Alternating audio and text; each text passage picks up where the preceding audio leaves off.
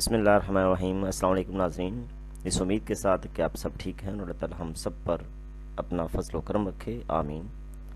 آپ سب کو Islamic studio live کی جانب سے خوش آمدید کہا جاتا ہے۔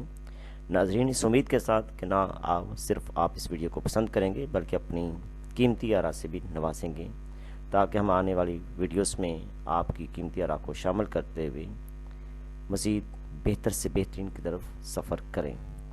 تو اگر چینل ویڈیو پسند آئے تو پلیز چینل کو لائک کیجئے گا، سبسکرائب کیجئے گا۔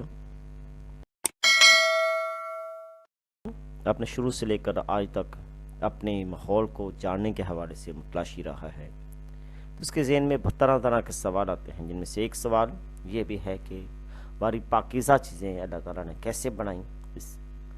تو اس حوالے سے حضرت ابن عمر رضی اللہ تعالیٰ عنہ سے مروی ہے کہ جب حضرت آدم علیہ السلام زمین پر اترے تو ان کے سر پر جنتی درختوں کے پتوں کا تاج تھا، اور زمین پر آتے آتے وہ خشک ہو گئے اور پتے گرنے لگے۔ جہاں جہاں وہ پتے گرے ان سے پاکیزہ چیزیں پیدا ہوئیں۔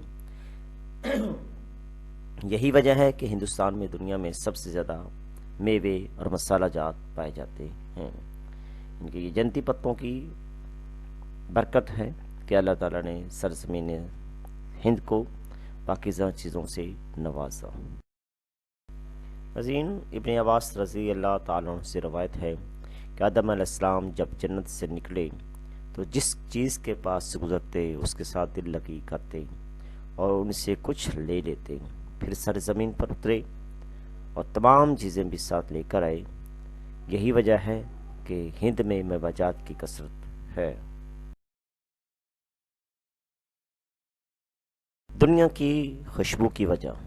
ابن عباس رضی اللہ تعالیٰ عنہ سے روایت ہے کہ جب آدم علیہ السلام جنت سے زمین پر اترے تو آپ کے ساتھ جنت کی ہوا بھی تھی، بس اسی وجہ سے دنیا کی خوشبو جنت کی ہوا کی وجہ سے آتی ہے۔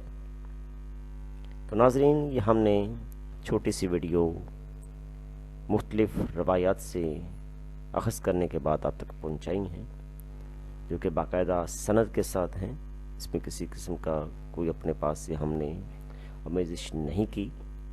ہر روایت کو ہم نے کوشش کی ہے ہر بات کو روایت کے ساتھ بیان کیا جائے۔